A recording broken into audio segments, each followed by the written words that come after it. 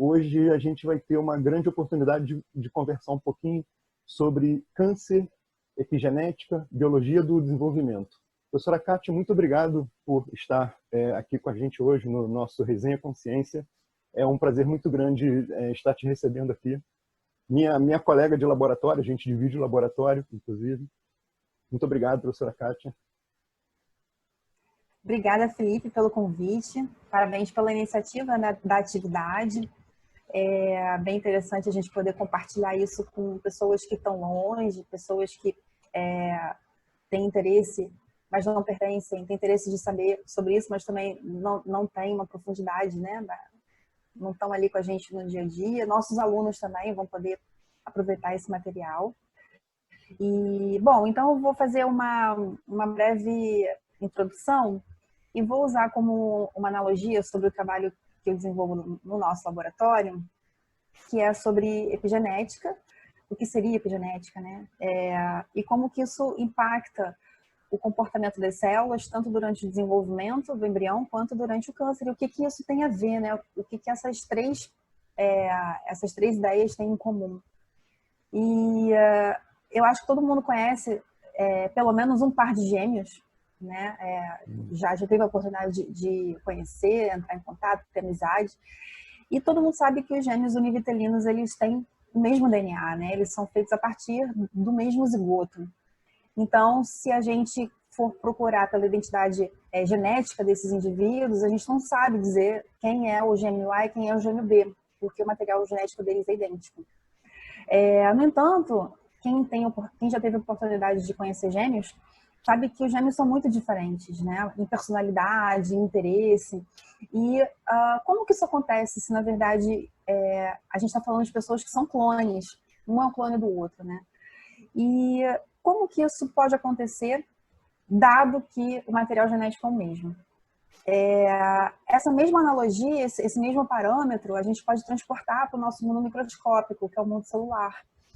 Então, todos sabemos que todas as interações que a gente faz durante a nossa vida, a cultura que a gente recebe da nossa família, os valores morais, a religião, a sociedade, a música, isso tudo vai influenciar como a gente vai ser moldado até chegar à vida adulta. E dependendo de quais estímulos, né, a quantidade desses estímulos que a gente tem ao longo da nossa vida, isso pode ser um fator determinante para a gente poder ser um grande artista, um cientista. A mesma coisa acontece com as células ao longo da trajetória delas do desenvolvimento. Então, se a gente for observar dentro do nosso organismo, a célula da nossa pele, a célula do nosso olho, a célula do nosso rim, todas essas células têm o mesmo material genético, mas elas têm formas e funções completamente diferentes, né? E isso é muito importante para o nosso organismo poder funcionar bem e se integrar fisiologicamente. Então, a ideia é a mesma, como que essas células que têm o mesmo material genético, elas podem se apresentar de formas tão diferentes e apresentar funções tão específicas, né?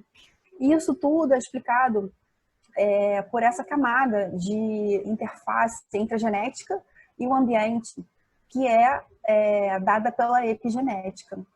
Então, acima do nosso código genético, que é o nosso DNA propriamente dito, o famoso DNA, existem proteínas que vão se associar ao DNA e que vão modificar completamente a forma desse DNA funcionar, significando que a forma com a qual ele vai ser expresso, né, a expressividade dele, que vai estar exatamente no RNA mensageiro, isso pode variar no tempo, pode variar no espaço, pode variar na quantidade, na qualidade. E no final, que é a proteína, essa proteína pode então se apresentar com uma abundância menor, com uma abundância maior, com uma variabilidade grande de transcritos que podem dar origem a uma proteína com várias funções, através de mecanismos de splicing, né, que a gente menciona na literatura, podendo gerar essa grande diversidade que vem a partir de um mesmo genótipo, de um mesmo genoma. Então, a ideia que a gente aborda no laboratório é justamente entender como que uma célula que aparentemente é saudável pode se transformar numa célula tumoral se ela tem o mesmo genótipo, o mesmo genoma, o mesmo material genético que uma célula saudável. O que aconteceu? E assim como a gente vai somando, né, uma série de estímulos ao longo da nossa vida para no final a gente moldar a nossa personalidade, a célula também vai experimentar diferentes interações com o meio ambiente, com a forma com a qual a gente se alimenta. Isso tudo vai fazer com que o epigenoma, que é essa camada que está sobre o genoma, possa se manifestar de forma diferente e promover o aumento dessa variabilidade, o aumento dessa diversidade fenotípica e, consequentemente, funcional. Isso é muito interessante. A gente, então, pode dizer que, no caso de gêmeos idênticos, que foram criados ou num ambiente muito comum, foram criados na mesma casa, por exemplo, ou não, ou, de repente, por um motivo qualquer, eles foram criados num ambiente diferente. Por conta dos fatores epigenéticos, eles vão ter, então, uma diferença de comportamento, de metabolismo. A gente pode dizer que os fatores epigenéticos são cruciais nesse momento de definição de eventos da fisiologia, eventos de comportamento, por exemplo, diferente entre eles. Eles são exatamente a ponte que vai conectar, né, nosso material genético com o que está fora da gente, com o nosso ambiente. E aí você pode incluir muitas variáveis, a alimentação, a cultura. Então, tem uma história que é muito bem estudada, né, da grande fome que aconteceu durante a Segunda Guerra Mundial. Um povoado da Holanda, se não me engano, ele ficou isolado, né, por causa dos bombardeios, e as pessoas, durante 3 meses, não conseguiram se alimentar adequadamente. Então, uma restrição calórica foi imposta, né? Então, estima-se, né, que era em torno de 400 calorias que as pessoas ingeriam, no máximo, por dia. E muitas mulheres estavam grávidas naquele momento. E, portanto, se alimentaram, né, com essa restrição calórica ao longo da gravidez. A guerra acabou, as estruturas foram restabelecidas, né? Essas mulheres tiveram seus filhos, e esses filhos se alimentaram normalmente, né, com todas as calorias que deviam se alimentar. O tempo passou, e quando essas crianças atingiram a idade adulta e tiveram seus filhos, né, começou então a ser observado que essas pessoas que eram filhas, né, dessas mães que passaram por essa restrição calórica tinham maior chance de apresentar doenças neurodegenerativas e doenças cardíacas. É muito interessante. Como que você explica isso, né? Então, a partir de uma restrição do ambiente, que nesse caso foi uma restrição alimentar, isso influenciou completamente a forma com a qual aquele organismo, né, e portanto aquele conjunto de genes, né, interagiu e modificou completamente o curso da história daquele indivíduo. E o mais interessante é que esses indivíduos, né, quando tiveram seus filhos, ou seja, netos, né, netos das mulheres que passaram fome, eles também tinham maior chance de ter doenças neurodegenerativas e cardiovasculares. Então, isso a gente chama de efeito transgeracional, que é justamente quando a gente consegue transportar informações que não são genéticas, são epigenéticas, ao longo das gerações, de forma coerente e organizada, né? É um evento que está sendo um efeito, né, que vem sendo amplamente estudado atualmente. E no laboratório, nos seus projetos de pesquisa, você busca, então, estabelecer uma conversa entre os fatores epigenéticos e a origem ou o desenvolvimento de tumores, por exemplo. Isso. E a gente tenta, na verdade, mapear através de metodologias que envolvem, né, imagem, imageamento das células, né, microscopia em tempo real, análises qualitativas e quantitativas de mapeamento da expressão gênica. E a grande vantagem é que esse epigenoma, né, ele é extremamente dinâmico. Como eu falei, são proteínas que se associam ao DNA.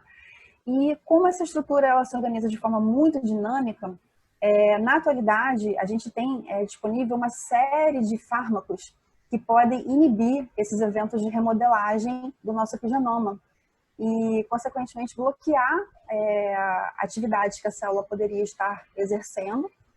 E muitos desses fármacos atualmente estão inclusive aceitos para serem utilizados na clínica humana.